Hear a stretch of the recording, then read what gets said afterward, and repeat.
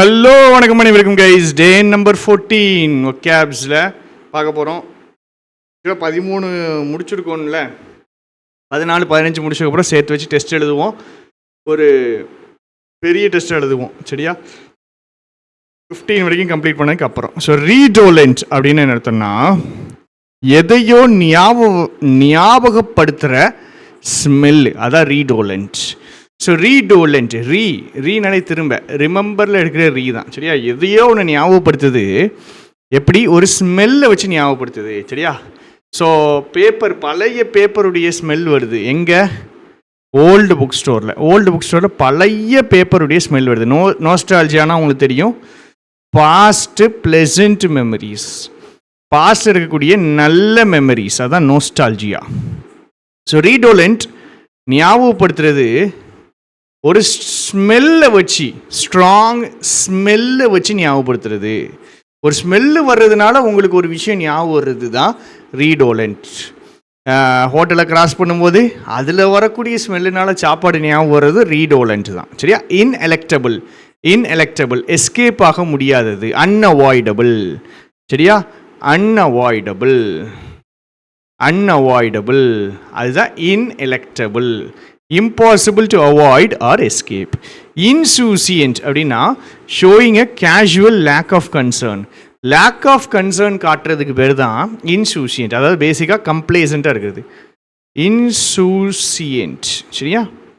இன்சூசியன்ட், it is to negative வார்த்தை, சரிங்களா? ஒரு கன்சர்னை காட்டாமல் இருக்கிறது தான் insouciant. So first word is redolent. ஒரு ஸ்மெல்லை வச்சு ஒரு விஷயம் ஞாபகம் வருது. இன்எலெக்டபிள், அன்அவாய்டபிள். இன்சூசியன்ட் அப்படின்னா casual lack of concern. Perfidy, ஃபிடேனா ஃபெய்த், பெர்னா நெகட்டிவ், சரியா? ஃபிடேனா நம்பிக்கையை வைக்கிறது, பெர்னா நெகட்டிவ். ஸோ ஃபீடேனா நம்பிக்கை வைக்கிறது, பெர்னா நெகட்டிவ்னு சொல்கிறேன். நம்பிக்கை துரோகம் பண்ணுறது, ஏமாத்துறது, அதுதான் பெர்ஃபீடியஸ், சரியா? பெர்ஃபீடியஸ். இப்போ யாரோ கடலையை வறுக்கிறாங்கடா, அதான் ரீடோலண்ட் வருது. அந்த கடலையை வறுக்கிற அந்த ஸ்மெல்லு வருது, ரீடோலண்ட்டாக இருக்குது. Next sedulous is a positive verb. Seduce பண்ணுறதுனா ஏமாத்துறதுங்க, அந்த வார்த்தை கிடையாது. செட்யூலஸ்னால் பயங்கர டெடிகேஷன், டிலிஜென்ஸ் காமிக்கிறது, பயங்கர ஹார்ட் ஒர்க் காமிக்கிறது, எஃபர்ட் போடுறது தான் செட்யூலஸ். pusillanimous is a lack of courage, பயப்படுறது, டிமிடாக இருக்கிறது. The pusillanimous is a lack of courage. Sedulousனா hard work and dedication. Perfidy, நம்பிக்கை துரோகம். Insouciant, casual lack of concern. Inelectable, unavoidable. Redolent அப்படின்னா ஸ்மெல்லு வச்சு ஞாபகம் வருது, ரீடோலண்ட். ஸ்குவேர் டான்ஸ்னா டைப் ஆஃப் டான்ஸு, திருப்பி ஒரே ஸ்டெப்பை ரிப்பீட் பண்ணிட்டு இருக்காங்கன்னா அது ஸ்குவேர் டான்ஸ். இது வந்து ஃப்ரேஸாக யூஸ் பண்ணுவாங்க. ஸோ புரிஞ்சுக்கிடுங்க, திருப்பி ஒரே விஷயம் திருப்பி பண்ணுறாங்கனால ஸ்குவேர் டான்ஸ்னு சொல்லுவாங்க. So type of dance which involves repetitive steps. Serving சைஸ்னால் பார்த்தீங்கன்னா appropriate amount of food to eat. ஒரு தடவை, அதாவது ஒன் சிட்டிங்னா என்னதுன்னா பிரேக்ஃபாஸ்ட்டு இல்லை லஞ்ச் இல்லை டின்னர், மூணில் ஏதோ ஒன்று தான் ஒன் சிட்டிங்பாங்க. ஸோ அது கரெக்டான சைஸ் வந்துட்டு என்னென்னா சர்விங் சைஸ். இந்த கரண்டிலாம் இருக்குல்ல, சாப்பாடு எடுத்து வைக்கிற கரண்டிலாம் கரெக்டான சர்விங் சைஸில் இருக்கும். சர்விங் சைஸ் அப்படின்பாங்க. அதே மாதிரி இந்த ஐஸ்கிரீம் கடைக்கெலாம் போனீங்கன்னா கரெக்டாக ஒரு ஸ்கூப் எடுத்து வைக்கிறதுக்கு ஒரு கரண்டி வச்சுருப்பான், அதுவும் சர்விங், ஒரு சர்விங் அப்படிம்பாங்க. ஸோ சர்விங் சைஸ்னால் the correct appropriate amount of food, அதோடைய size, amount of food. Shelf stable அப்படின்னா ஃபுட்ஸு டிஸ்கிரைப் பண்ணுறது, எந்த மாதிரி ஃபுட்ஸு, இல்லை காஸ்மெட்டிக்ஸ், ரெஃப்ரிஜரேஷன் வேண்டாம் அப்படின்னா அதுக்கு பேர் தான் ஷெல்ஃப் டேபிள். ஷெல்ஃப் டேபிள் அப்படிங்கிறது என்ன அப்படின்னா ரெஃப்ரிஜரேஷன் வேண்டாம், இல்லை எந்த ஒரு ப்ரிசர்வேட்டிவும் சேர்க்க வேண்டாம், எதுவுமே சேர்க்காமையே அது ஃப்ரெஷ்ஷாக இருக்குன்னா அதான் ஷெல்ஃப் ஸ்டேபிள் அப்படின்னா என்ன அர்த்தம்னா அதுவாகவே எப்படி இருந்துக்கிறோம்னா கெட்டு போகாமல் இருந்துக்கிறோம். எதுவும் ரெஃப்ரிஜரேஷன் பண்ண வேண்டாம், எதுவும் பண்ண வேண்டாம், அதுக்கு பேர் தான் ஷெல்ஃப் ஸ்டேபிள். நீங்கள் எனக்கு ஒரு வார்த்தை தேடணும், ஷெல்ஃப் லைஃப் அப்படிம்பாங்க.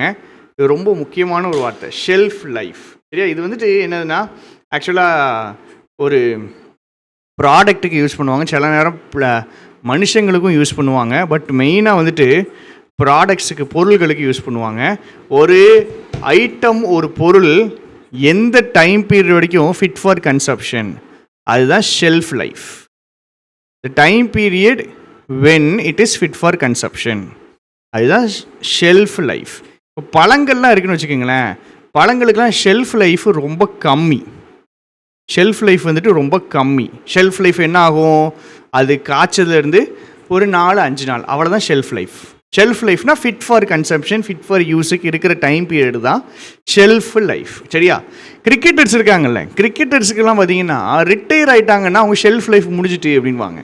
ஸோ கிரிக்கெட்டர்ஸ்லாம் பார்த்தீங்கன்னா அந்த இப்போது நம்ம வந்துட்டு பேங்க்குக்கு போகிறோம் வேலை பார்க்கணும்னு வச்சுக்கோங்களேன், நம்ம ஒரு 25 வயசு வேலை போகிறோம் அப்படின்னா 60 வயசு வரைக்கும் நம்மளை வச்சுருப்பானுங்க ரிட்டையர் ஆகிற வரைக்கும். ஆனால் கிரிக்கெட்டர்ஸ்லாம் பார்த்தீங்கன்னா ஷெல்ஃப் லைஃப் வந்து ரொம்ப கம்மின்வாங்க. 10-12 வருஷம் தான் மேக்ஸிமம் அவங்க விளையாடுவாங்க. ரொம்ப ரேராக தான் 15 இயர்ஸ் 16 இயர்ஸ் விளையாடுவாங்க கிரிக்கெட்டர்ஸோ எல்லா ப்ரொஃபஷனல் பிளேயர்ஸும். ஏன்னா 35-36 எல்லோரும் ஆல்மோஸ்ட் ரிட்டையர் ஆயிடுவாங்க. ஸோ அந்த ஷெல்ஃப் லைஃப் ரொம்ப கம்மி அப்படின்பாங்க. சரியா? So shelf life is the time period when it is fit for consumption. நல்ல ஞாபகம் இருக்குது. ஃப்ரூட்ஸ்லாம் பார்த்திங்கன்னா சீக்கிரமே கெட்டு போயிடும். இந்த ஷெல்ஃப் லைஃப் இன்க்ரீஸ் பண்ணுறது தான் என்ன பண்ணுவாங்கன்னா ப்ரிசர்வேட்டிவ்ஸ் ஆட் பண்ணுவாங்க.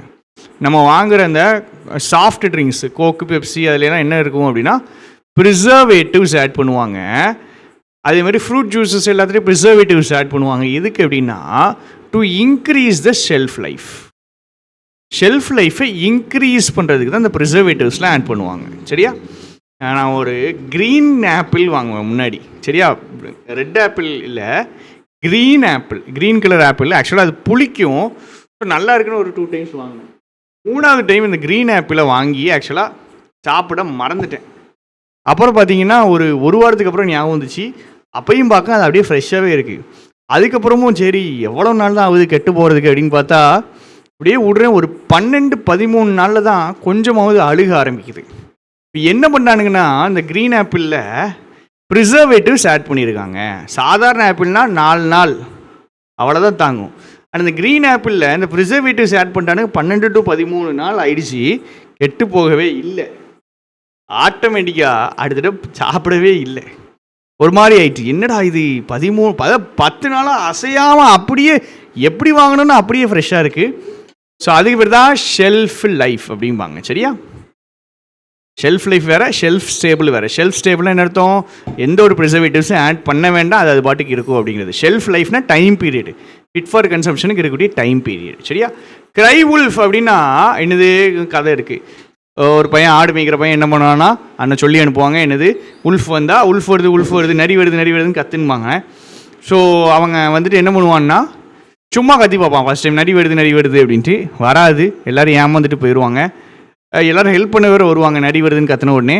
வரலன்னு ஒன்று ஏமாந்துட்டு போயிடுவாங்க. 2வது தடையும் கத்துவா, 2வது தடையும் வருவாங்க, நரி உண்மை வந்திருக்காது, உடனே ஏமாந்துட்டு போயிடுவாங்க.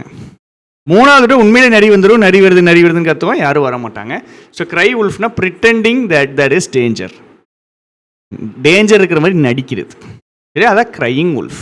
ட்ராப் லைக் ஃப்ளைஸ் அப்படின்னா டக்குன்னு எல்லாரும் நோயாளிகள் ஆயிடுறாங்க, இல்லை டக்குன்னு எல்லாரும் செத்துடுறாங்க லார்ஜ் நம்பர்ஸில். இப்போ டக்குன்னு என்ன ஆகுது அப்படின்னா கொசு மருந்து அடிக்கணும்னு வச்சுக்கோங்க, எல்லா கொசும் வேகமாக படப்படன்னு விழும் பார்த்தீங்களா, அதுதான் ட்ராப்பிங் லைக் ஃப்ளைஸ். இதை வந்து எப்போ யூஸ் பண்ணாங்க, கோவிடில் யூஸ் பண்ணாங்க. People are dropping like flies அப்படின்னா எல்லாரும் டக்குன்னு சாகுறாங்க, இல்லை டக்குன்னு சிக்காறாங்க. Dropping like flies. ஓகே. பேட்ஜரிங்னா திருப்பி நாகிங்.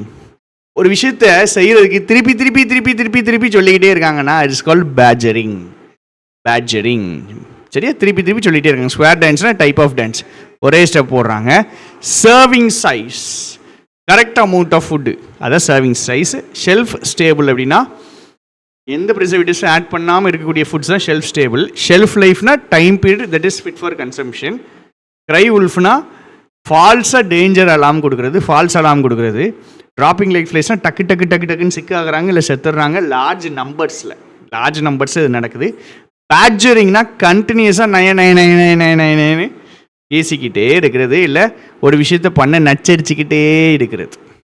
ஸோ ஃபஸ்ட் இருந்து ஒரு விஷயம், ரிடோலண்ட் ஸ்மெல்லு ஞாபகப்படுத்துறது. Ineluctable unavoidable, insouciant showing casual lack of concern. கம்ப்ளேசண்ட்டாக இருக்கிறது, கவலையே படாமல் இருக்கிறது, கவலைப்பட வேண்டிய விஷயத்துக்கு கவலைப்படாமல் இருக்கிறது. பர்ஃபீடியஸ் நம்பிக்கை துரோகம். செட்யூலஸ் அப்படின்னா showing dedication and diligence. Sedulous is showing dedication and diligence. புசிலானிமஸ்னால் lack of courage or determination தான் புசிலானிமஸ். செட்யூலஸ் நல்லா தீவிரமாக வேலை பார்க்குறது, கஷ்டப்பட்டு உழைக்கிறது. Square dance type of repetitive dance. Serving சைஸ்னால் amount of food. Shelf stable அப்படின்னா ப்ரிசர்வேட்டிவ்ஸ் ஆட் பண்ணாமல் எந்த அளவுக்கு அது ரெஃப்ரிஜரேஷன் இல்லாமல் எதுவுமே இல்லாமல் எந்த அளவுக்கு அது இருக்கும், எந்த ஃபுட் அப்படி இருக்குமோ அதை ஷெல்ஃப் ஸ்டேபிள் அப்படின்பாங்க. எந்த காஸ்மெட்டிக்ஸ்லாம் ஷெல்ஃப் ஸ்டேபிள் தான். அப்புறம் சில ஸ்பெசிஃபிக் ஃபுட்ஸ் வந்து ஷெல்ஃப் ஸ்டேபிள் தான். ஹனி ஃபார் எக்ஸாம்பிள், ஹனிலாம் கெட்டு போகாது. ஹனி ஷெல்ஃப் ஸ்டேபிள் அப்படின்பாங்க. அது ஷெல்ஃப் லைஃப் வேறு, time period that is fit for consumption. நான் சொன்னேன் கிரிக்கெட்டர்ஸு ஸ்போர்ட்ஸ்மேன் வச்சு சொன்னேன். அப்புறம் இது ஒரு ஃப்ரூட்டை வச்சு சொன்னேன், க்ரீன் ஆப்பிள் வச்சு சொன்னேன். க்ரை உல்ஃப் இஸ் ஃபால்ஸ் எல்லாம் ட்ராப்பிங் லைஃப் ஃபேஸ் படன்னு உழுறது, நிறைய நம்பரில் அஃபெக்ட் ஆகுறது. பேஜரிங் மீனா திருப்பி ஒரு விஷயத்த செய்கிற சொல்லிக்கிட்டே இருக்கிறது. Thank you, tata, bye bye. Next கிளாஸில் பார்க்கலாம்.